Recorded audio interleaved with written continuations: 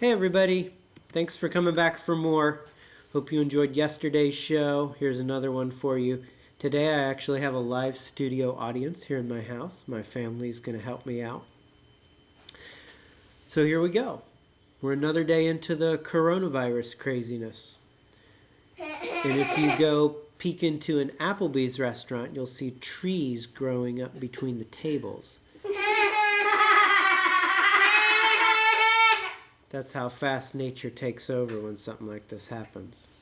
So apparently we don't really know what to call this. I've heard so many different terms for what we're doing right now. I've heard lockdown, stay-at-home order, shelter-in-place, quarantine, self-quarantine. And really it seems like they're avoiding calling it what it really is. The truth is we're grounded. America is grounded. And you might remember, my parents never grounded me, but I've heard that when parents ground somebody, the kids usually respond like, well, I don't care, I'll go play on my PlayStation and watch TV in my room. They storm off, and then finally they come back out and they say, when can I go play outside? And mom and dad are like, it's only been 10 minutes. What's the big deal? So that's what we're acting like right now. School has not even been out as long as Christmas break.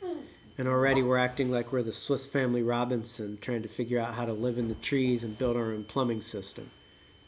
We're like, well, I guess nobody's coming for us. This is our life now. So a lot of businesses and services are shut down. But you know what's not shut down? The post office. So at this point, the mail system actually sounds like an idea that a movie supervillain would come up with. Hey, let's get everybody to lick pieces of paper and send them to each other. And you have to run your finger along the surface they licked in order to see what their message says. But you can't eat your French fries until you get outside McDonald's. So yeah, I think we'll be fine. We'll be just fine. All right, now I understand that some of you are legitimately worried about the coronavirus affecting you. And we really are sensitive to that. So for the rest of the show, we're going to avoid mentioning the coronavirus altogether or anything connected with it so that you can just have a few minutes break from worrying about it. So if you like today's show and or yesterday's show, please share it on Facebook, Instaplex, Googlegram, LinkedTwit, or whatever other social media you're on. We would love for these videos to go viral. Oh. Sorry, no, we're here. Sorry about that. Let's try again. I'm going to put this a different way. We just want these videos to spread because we know laughter is contagious. All right, just forget it. We're going to wrap this up because it's getting late and we're working feverishly to... Ah! All right, I'm getting sick of this. Okay. I heard from a lot of you yesterday that you really enjoyed the photograph of an apple. And so here's another one for you. Enjoy.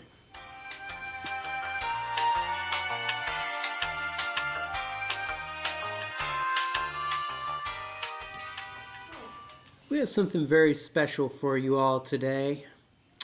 Our last program that we did yesterday was so popular that a professor here at a local community college saw it. And he wanted to have his students come on and read some of their poetry for us. He teaches a poetry class. And so he just thought this program obviously had an enormous audience, and he thought it would be really great if his students could get some exposure for their work. So here joining us is Henrik, and he is on with 3 of his students, I believe. So Henrik, hello. Thank you for joining us tonight. Hello? Yes, hello. Yes, thank you. Thank you so much for this opportunity. This is a wonderful opportunity for my students. Allow me to introduce myself. My name is Henrik, and I teach an adult continuing education, creative writing poetry class. I am so proud of my 3 students this semester, and they are here to explore self-expression in a brand new way, and they're going to present their poems to you today. It's very exciting for them. And so first, I'd like to introduce to you my first student. His name is Haight, H8T, and he is a member of a motorcycle club. Haight, please introduce yourself. Hey, I'm Hate. Good, very good, very good. And next we have Big Rick. Big Rick is a high school basketball coach, and this was a new experience for him. Big Rick, please introduce yourself. Hi, it's a pleasure. Thank you. Good, thank you so much, Big Rick. And finally we have Cheesy Pop. Cheesy Pop is a recreational cannabis entrepreneur. Cheesy Pop, please introduce yourself. Hey dudes! Okay, and that is all of our poets for today. All right, and at this time I'd like to ask Haight if you'd like to present your poem for us, please. All right, sure. My poem's called Road Rash of the Soul. Throbbing eardrums, cold chrome, gasoline exhaust wafting into the clouds above. I feel the rubber hand grip on my Harley Davidson Softail Standard with Milwaukee 8 107 engine, chopped fenders, and 2-into-2 offset shotgun exhaust. I softly exhale. My soul becomes one with my bike's adjustable monoshock rear suspension, transporting me to an ecstasy of spiritual enlightenment. I am Harley Haight Davidson. As a passing Prius driver gives me a dirty look, I rev my engine even louder, radiating my aura so enthusiastically that a pedestrian trips and falls into a puddle. Rubber on road, leather on chrome, rubber band scrunchy on rat tail, 5 illegal weapons artistically concealed in case those jerks from across town dare to show up here. I live, I ride, I embrace the road rash of the soul. Wonderful, wonderful. Haight, I just have to commend you on your use of metaphor and vivid description of taste and smell. Just beautiful. Now, would you tell us, how has the writing experience helped you really blossom as a guardian of your own inner aurora borealis? Yeah, I've really discovered my spirit fragrance. I now give myself permission to give others permission to allow me to be heard by those who see me as my own felt self. And the next time my gang destroys a rival biker gang bar, we'll do it mindfully. That's wonderful to hear. Wonderful to hear. Okay, our next poet is Cheesy Pop. Cheesy Pop, I wanted to ask you for some clarification. You are a recreational cannabis entrepreneur, but I understand recreational cannabis is not yet legal in South Carolina?